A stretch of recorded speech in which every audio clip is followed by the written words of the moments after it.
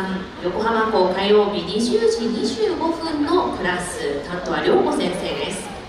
10年以上続けているベテランさんが多いクラスです。ですので、クラスの目標は高く、大人の女性らしい表現力を身につけること。今回の課題曲のタピリマイナは少し切ないラブソングなので、私たちの目標にぴったりの曲です。大切な人を思い浮かべて踊ります。皆様にその思いが伝わりますように。横浜校火曜日20時25分のクラスでタピリマイナ、どうぞ。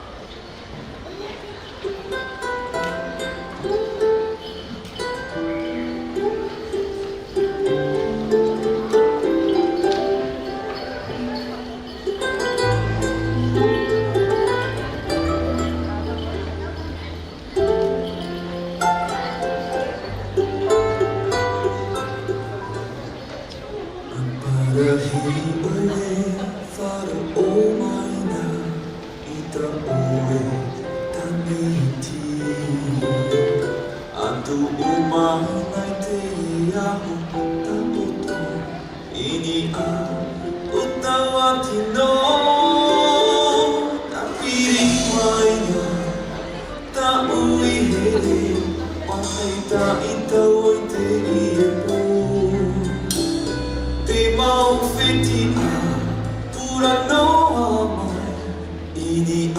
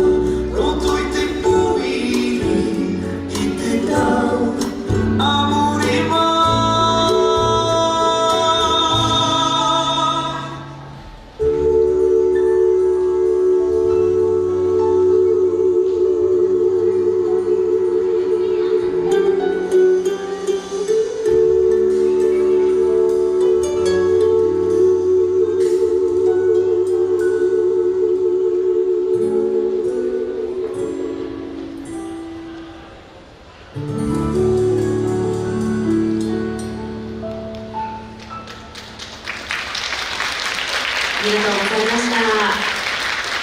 横浜港火曜日20時25分のクラスの皆さんでした。